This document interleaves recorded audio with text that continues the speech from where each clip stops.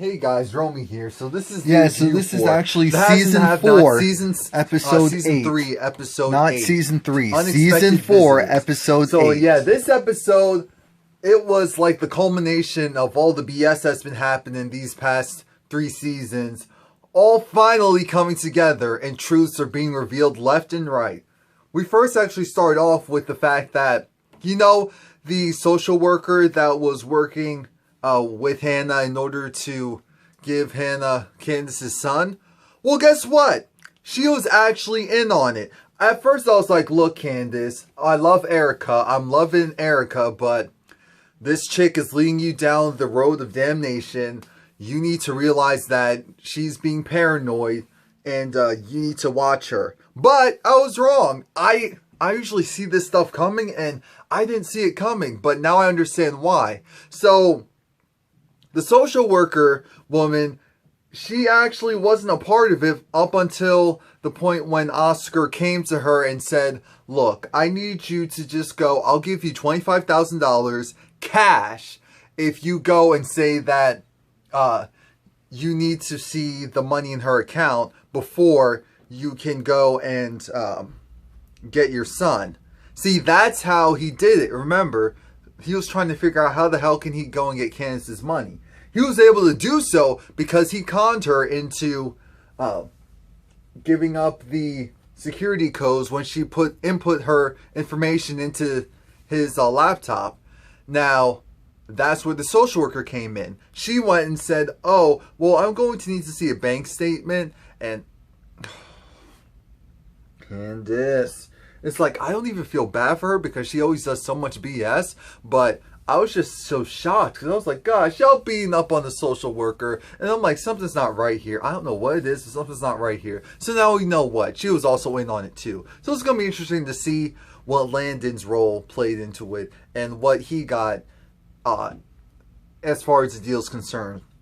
And so Candace is just like, look, I want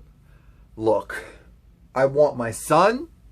I don't know how you're going to do it, but you're going to get me back my son. You're going to get me back that $25,000 today in 6 hours. I want my son, $25,000. No, actually, you know what, ho? Make it 100. Make it a solid 100 grand. 100K. How about that? Yeah, and in 6 hours, because I'm going to find you. I'm going to find you. And Erica's just like, girl, you know she doesn't have that type of money. What are you thinking? It's like, look, I'm in trouble and I need to get that money fast. You have no idea how much trouble I'm in. I need to get that money. She's going to do it. But I'm thinking to myself, wait, War wants $2 million. So how's that going to help you? How's that going to help you? Anyway, we get to David, and the guy who was playing Oscar at the time, he goes and he digs up some dirt. And so he finds out that Maggie Day had these this private eye watch David's wife, of course, Veronica. And so he was the one that took the pictures. She was like, I knew it. I knew it. He was like, so who's the young man? The young man is Benny Young. He was like, do you know him? He's like, yes, I know who he is. And so, of course, he's pissed that Maggie betrayed his trust. He's upset at the fact that now it looks like Candace's brother was also a part of screwing, I guess, their family and friendship, as you could say. So he's just like, you know what? That Maggie Day's got to go. But what about my wife's location? Where's she living? Yeah, unfortunately, we're good, but we're not that good. We haven't been able to find that yet. And as we know, he's trying to figure out where she lives because she's in danger. She's in danger, and if she goes home, she's going to get her ass killed. She's going to get lit up. It's going to be lit, and for the wrong reasons. So, what's her name? Catherine walks in wearing her prison outfit, and she's just like, David, so what are we going to do, David? What are we going to do? And it was like, are you even trying to get her out? It's like, no. Are you trying to get my husband out? No. It was like, why are you letting them stay in there? And so then someone calls her and she's like, look, you already know what's going on, don't you? You know what's going on. So why are you calling me? Why are you calling me? Come on now. Chill with that. I'm like, Catherine, chill. Catherine, chill. Chill out, Catherine. Chill out, Catherine. So after that, David's just like, you have no idea what's going on. You have no idea what's going on. And I'd love to tell you, but I just can't. And Veronica, she's been doing so much. She was like, David, grow some balls, grow a pair. Look, we've all gotten cheated on. We've all cheated. It's not a big deal at this point. And it's just like, well, David just finally joined your club recently, so he's going to be feeling a certain way. But aside from that, David's also feeling a certain way because of the fact that, well, his wife, it's a little deeper than you even realize. And so he alludes to that. But again, she's just like, what the hell is wrong with everyone in this town? Everyone's lost their mind. Everyone's gone crazy. Why is everyone just acting a damn plumb fool? Why isn't the order and foolishness that I'm accustomed to no longer available? What do I subscribe to now? And David was trying to figure out, do you know where Veronica lives? He's like, wait a minute. Why are you asking me where your wife is and where she lives? I don't know where she lives. Of course I don't know where she lives. And I'm like, wait a minute, of course. Why wouldn't you know where your friend lives? Why should your friend always come to your place, but you have no idea what's going on with her? So then Maggie Day pops up, and it's just like, yeah, so I'm the one that got him out. Because Catherine was just like, how the hell did you get out? Well, I'm the one that did it. Catherine's over it, and it's just like, okay, so why didn't you get my husband out? Aren't you working for him? What the hell is going on here? It's like, see, I know there's some foolishness going on. I'm not going to accuse you, David, because I actually like you.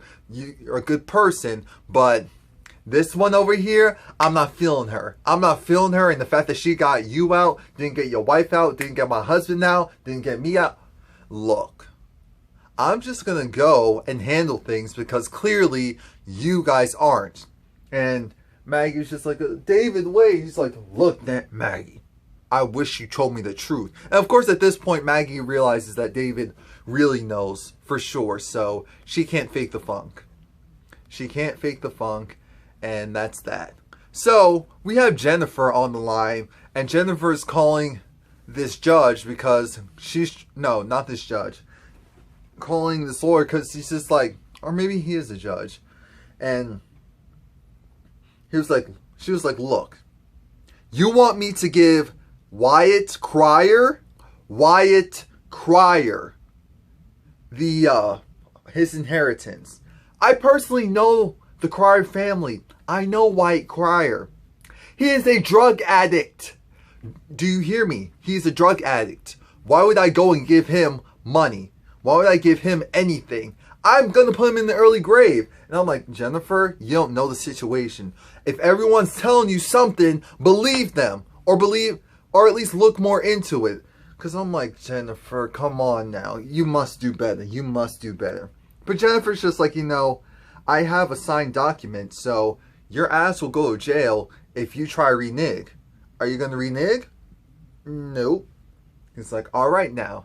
Have a good day. It's like, screw you, bitch. I'm just like, you know, I'm actually kind of liking Jennifer. See, if Jennifer was on the side of righteousness, she would be such a bad...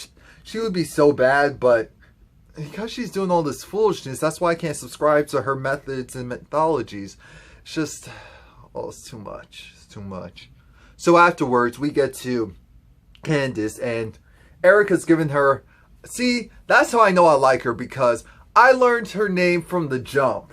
I know her name better than some of these other ones. But anyway, Erica's just like, look, Candace, you're shaking. You're shook. I've never seen you like this. She's like, oh, crap, girl. It's just like, yeah, let's not waste this wine.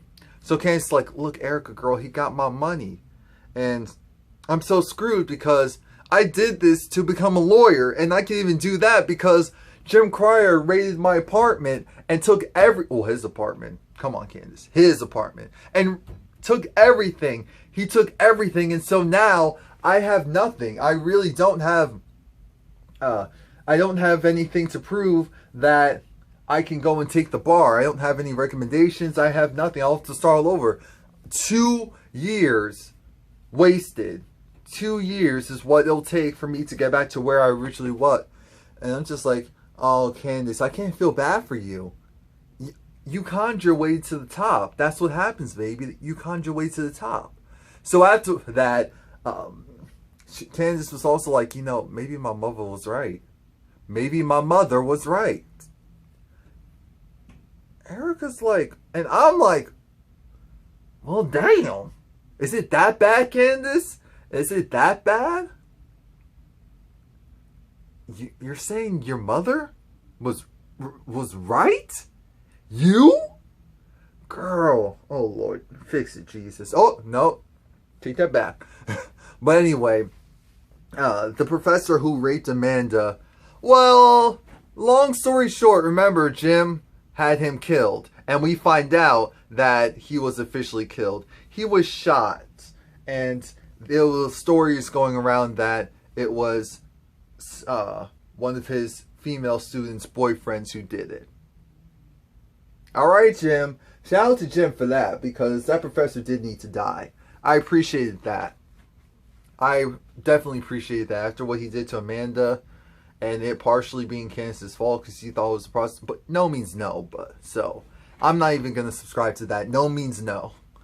And anyway, Candace is just like, you know, I've been conning people and been doing bad for so long. And Erica's just like, yes, you've been doing bad for so long. That's right. And I just feel that maybe my mother was right. No, Erica, maybe my mother was right. I can't keep doing all of these things and expecting different results. That is insanity. That is insanity. And you know, now I'm really screwed because I owe war. As soon as Erica heard it was War, that was the person who Candace owed, she was like, oh God, oh Lord, Candace, you know about Peaches? And Peaches 2? And Peaches 3? And Peaches 4? Not Peaches 4! You know, War don't play. And we already knew War had it in him. We just didn't know how bad it was. See, I'm thinking that War is what Quincy wanted to be.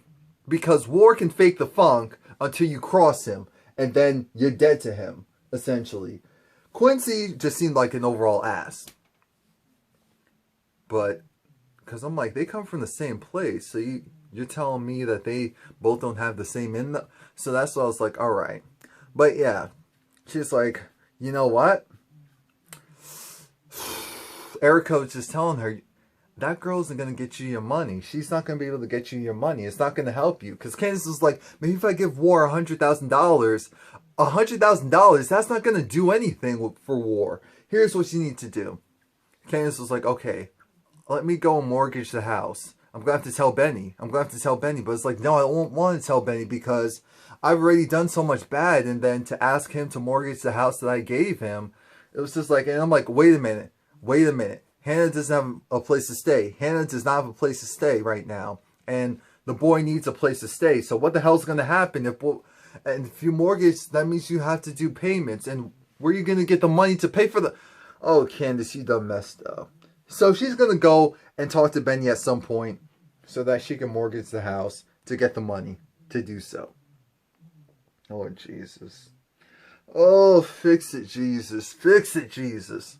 So anyway, we get past that. And, oh yeah, and also Erica's father's a preacher. So that's why her and Candace get along, because both of their parents are extremely religious and probably cram it down your throat religious, not uplifting religious.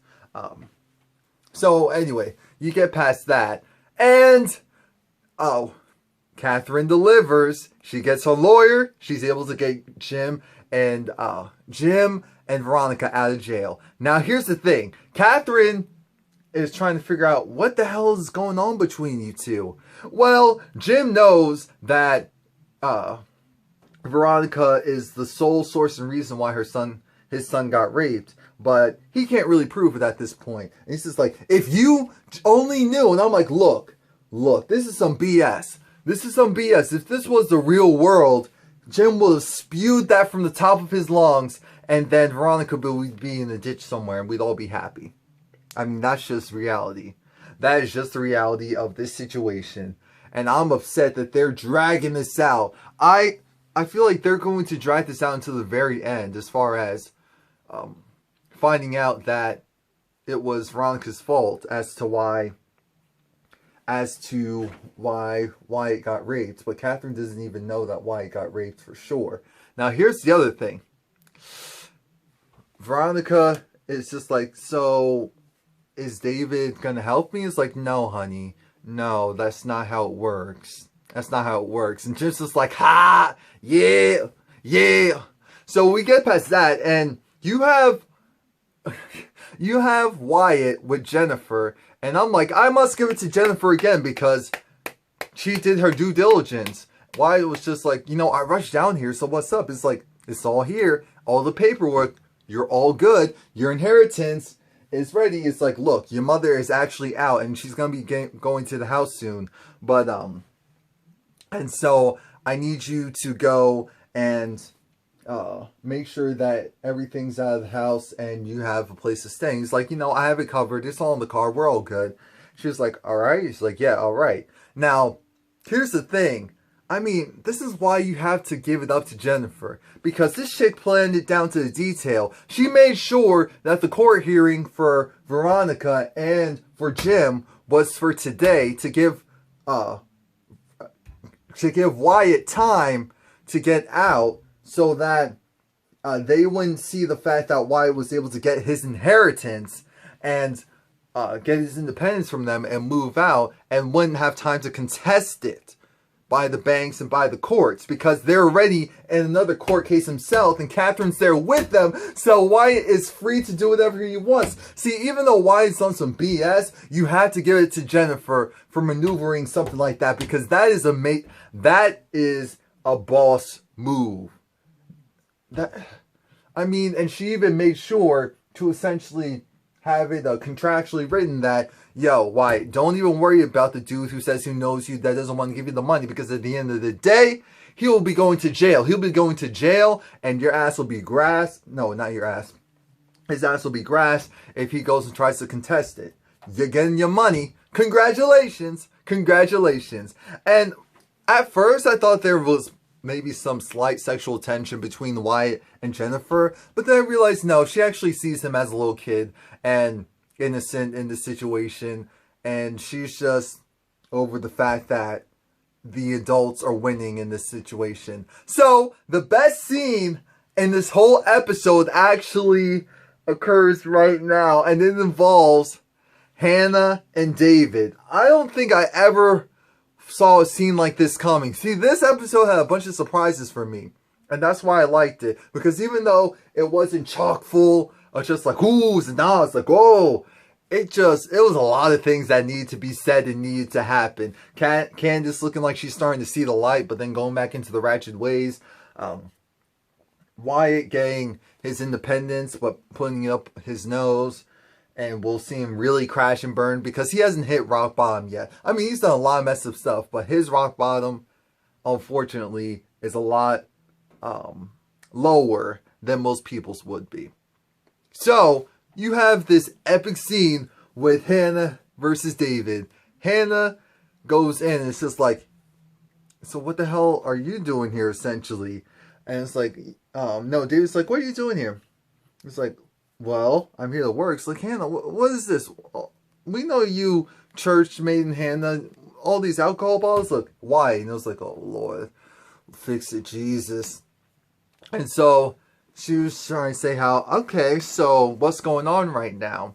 It was like, well, yeah, I'm not at liberty to say. And she was like, he was like, look, Hannah, there's things you don't know about Wyatt and all that, or do you? So she was like, yes, of course I know that Wyatt hit my son. And we're just like, oh, okay, shots fired. That was one.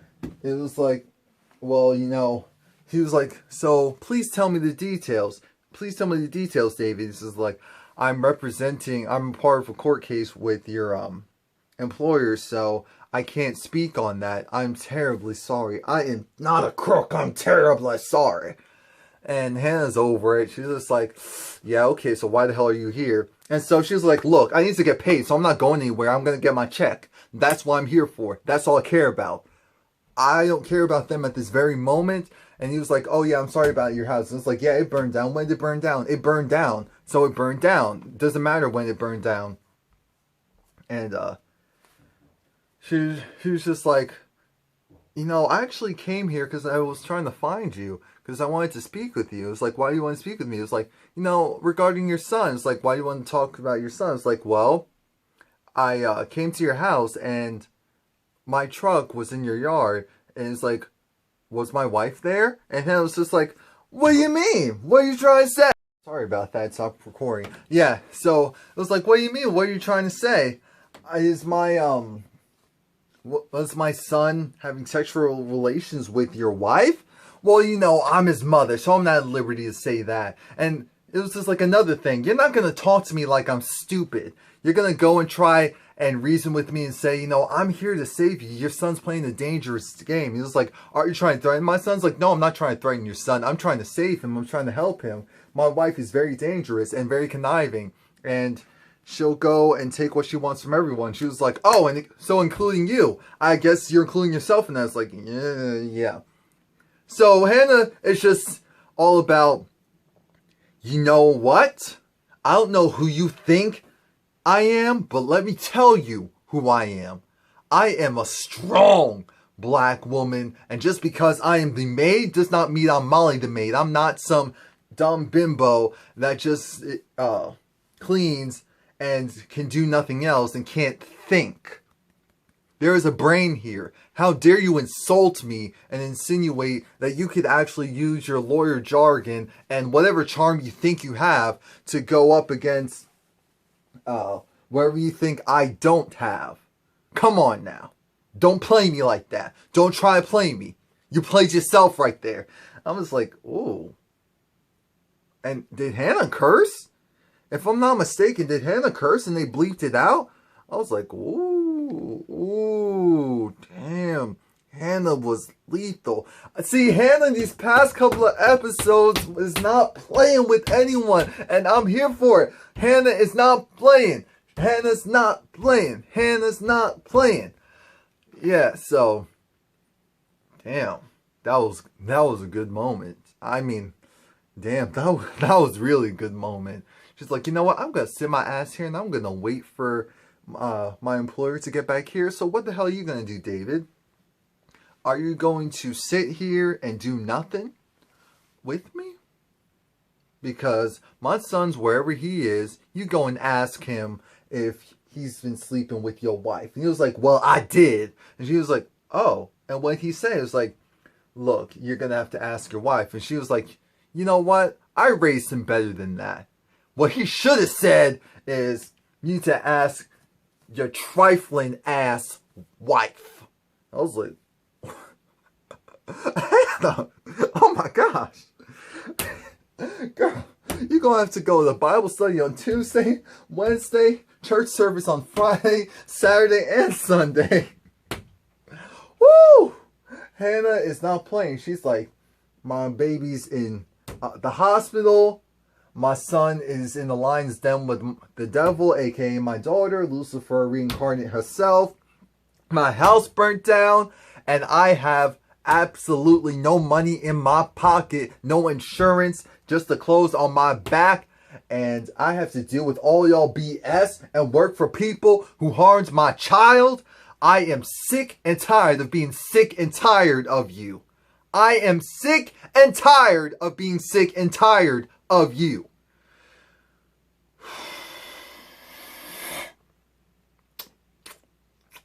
So then David goes and he actually calls up Oliver and has Oliver go and call the phone company. He does that because he wants the phone company to rewire, to forward all the calls, the inbound calls going in and out from Benny's tow yard, so that he can eavesdrop, and of course if anything about his wife pops up, he'll know about it. And I'm like, that's smart, but that's going to backfire really quickly. And it does. So Wyatt is celebrating, and he's like, yeah, buy the house, buy the house, buy the house. I'm like, ooh, Wyatt, you already on something? Damn, that quick? And his friend, well, his friend, the person that he's with, his whatever, his assistant, I don't know. This guy is just like, okay, so Wyatt, you know the house is $3 million. He's like, yeah, whatever. Buy that, buy this. We're all good. I'm just like, Wyatt, Wyatt. You know it's bad when the people who are getting money from you are trying to tell you to chill. That's when you know it's bad and you have a problem. When the people who are your suppliers are even like, yo, bro, you may need to tone it down. It's like, you realize $13 million or however much you get, that's not going to last you forever. See, that's Wyatt's problem. He's all about in the now. And for him, in the now, especially since he has a drug issue, that will be gone in, let's see, this is a Tyler Perry show, so we're in episode 8. I give it episode 16. If that. If he doesn't overdose or something before that. Dumbass. So, Jim is going up against Jennifer in court, and Jim's ass loses, and it's hilarious. Jim's ass loses. The judge wasn't having it. He was like, look, you were covering up the murder of a little girl and the hit and run of another young man. So you're going away, and you'll come back out for your next court hearing. And Jim was just like, you know what, screw you. And they're like, add 30 more days. Do you want 60? Jim's lawyer's like, stop, shut up. Jennifer's just smirking. She's like, yeah, buddy. So after that, Jennifer now has to go up against Veronica. Big mistake. We have to give Veronica this. She is an excellent lawyer. She represents herself. And what she does is, she goes and essentially says, you know what? Look, I had no parts to play in that. And it's not really a cover-up because it was third-party information. I was actually representing my son who was involved. And Jennifer's just like, hold up. Your son's actually going to go against you in court, so you don't have him. Chill out. She was like, well, you know what, Jennifer, Miss DA? Whatever you say is invalid because I was representing your son, representing my son, and so I am his legal counsel. So you saying all of that without me being present makes this null and void. And the judge was like, I agree. She's free to go. And when Veronica's walking out, she's just like, I'm like, Jennifer, I was liking you this. Come on, Jennifer. You're going to have to come harder.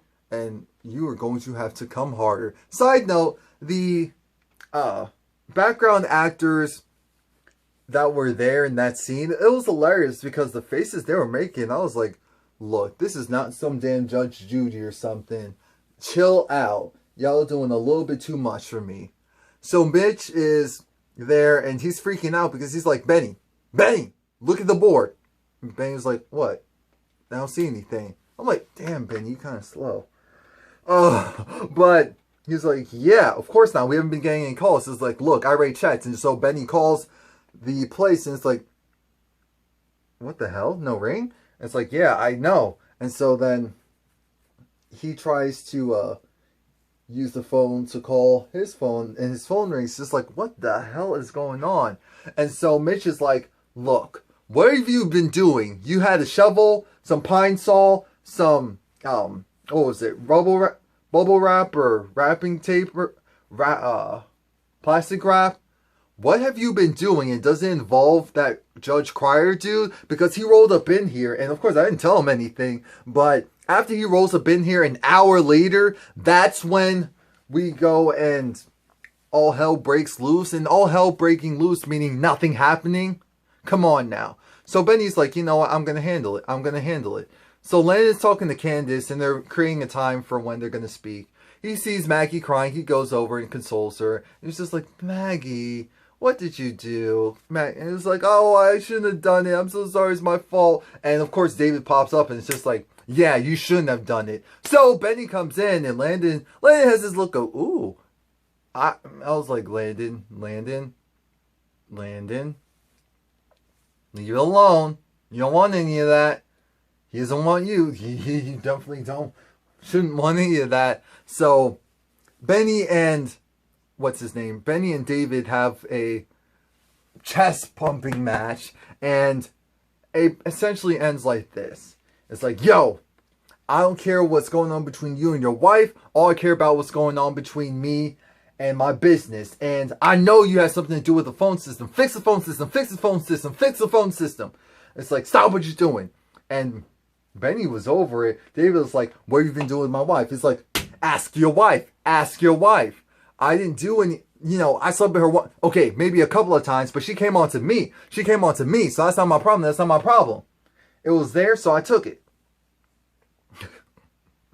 So then they have this, like, I don't even know what to call it. This strangle each other match. And Landon breaks it up. And it's just like, yo, what are you guys doing? I'm like, yo, Landon, you're built like me. We're borderline sticks compared to these two guys. You just have to bail out sometimes. So that was it. Please like, comment, subscribe. Let me know what you think. Next week is going to be absolute fire. I mean, everything is going straight to hell, and I can't.